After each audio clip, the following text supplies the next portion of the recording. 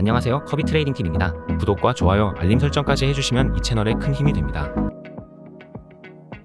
우선 차트 분석을 시작하기 전에 핵심 뉴스만 간략하게 전달해드리는 시간 가져볼게요. 첫 번째로는 연준이 8연속으로 금리를 동결했어요. 노동시장 상황은 코로나 팬데믹 이전 상황으로 돌아왔고 강하지만 과열되지는 않았으며 2분기 물가 수치는 인플레이션이 지속 가능하게 하락하고 있다는 우리의 확신을 더했다며 금리 인하 가능성을 시사했는데요. 파월은 빠르면 9월 연방공개시장위원회 FOMC에서 금리 인하가 논의될 수 있다 밝혔지만 저는 정확한 금리 인하 시기를 명확하게 말하지 않은 부분에서 시장 참여자들에게 실망감과 아쉬움을 주고 있으니 금리 인하 가능성을 시사했음에도 비트코인 가격에 긍정적인 영향을 끼치긴 힘들어 보인다 해석하고 있어요. 저는 3월부터 소통방에 미국 채권금리 차트들을 리뷰해 봄으로써 9월 금리 인하 가능성을 항상 강조하며 언급드렸었는데 다음 FOMC까지 별탈 없이 흘러갔으면 좋겠네요.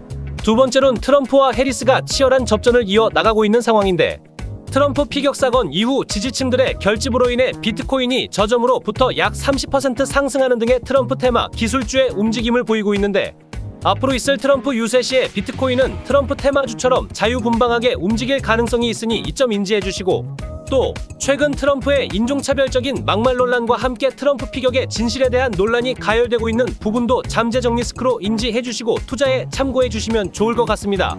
마지막으론 하마스 최고 정치 지도자인 이스마일 하니아가 이란 대통령의 취임식 축하 자리 마치고 숙소에서 이스라엘의 공격으로 피살을 당했다 이란 당국이 주장하고 있는데 이란 대통령은 이에 대한 보복을 할 것을 경고했습니다.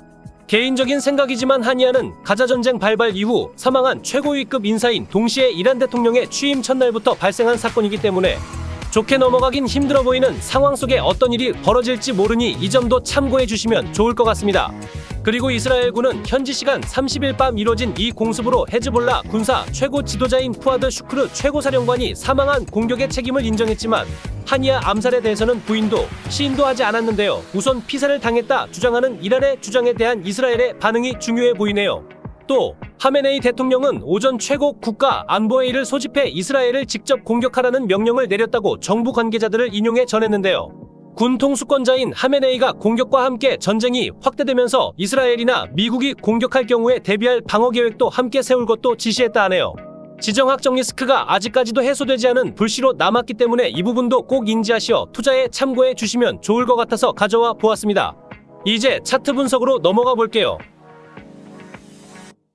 약 6개월 조금 덜 되는 기간 동안 비트코인은 73K부터 53K까지 상승과 하락을 반복하며 비트코인 가격은 긴 기간 동안 큰 폭의 횡보를 보여주고 있는데요.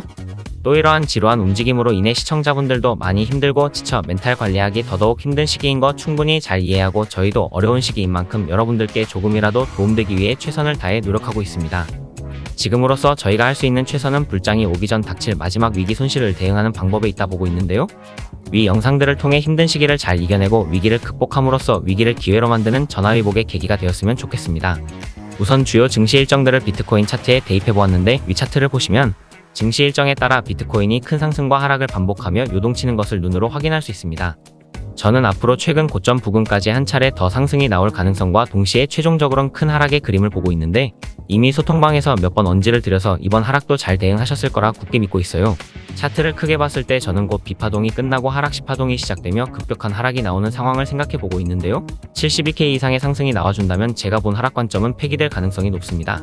또 큰 그림의 하락 가능성을 보고 있지만 매매를 할 때에는 제가 틀릴 경우도 스스로 반박해보고 생각해보는 습관을 가지며 가능한 케이스들을 생각해보고 제거하며 신중히 매매에 임하는 것이 좋기 때문에 지금 당장 큰 하락의 확신을 가지기엔 너무 이른 상황이고 아직 추세가 전환됐다 보기엔 어려운 상황이니 하루나 이틀 정도 일본 캔들의 움직임을 차분하게 더 지켜본 뒤에 포지션을 진입해도 전혀 늦지 않다는 생각이 들어서 아직까지 포지션을 안 잡고 있는 상태입니다. 우선 오늘 저녁 9시 반에 비농업 고용지수와 실업률 발표가 있을 예정인데 9월 금리 인하와 관련된 중요한 지표인 만큼 위와 아래 전부 다 터뜨리고 갈 가능성이 있으니 64.6K와 66.3K 두 지점 체크해 두시고 위아래 변동성 조심하시면서 매매에 임해주시면 좋을 것 같아요. 이런 지표 발표날은 변동성이 심하기 때문에 매매를 하지 않고 쉬는 것도 답이 될 수 있습니다.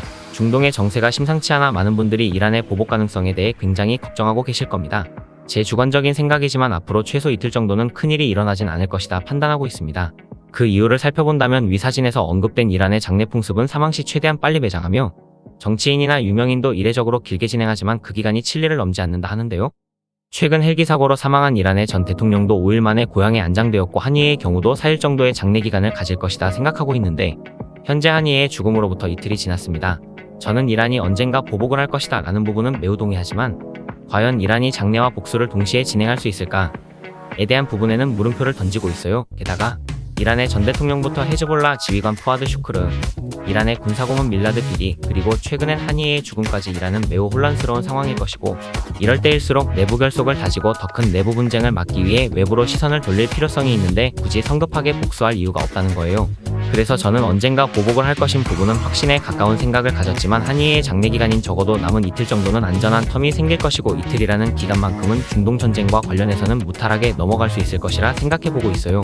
그리고 누구나 알고 있는 리스크는 악재가 아니게 될 가능성이 큰데 만약 지정학적인 리스크로 인한 하락이 동반된다면 그것은 첫 언급 이후 일정 기간을 두고 갑작스럽게 벌어질 것이라는 생각도 하기 때문이죠. 또 차트를 분석했을 때도 큰 하락 가능성이 보였던 부분과 차트와 시나리오가 딱 맞아 떨어지는 게 쎄한 감이 있어서 말씀드려봤어요.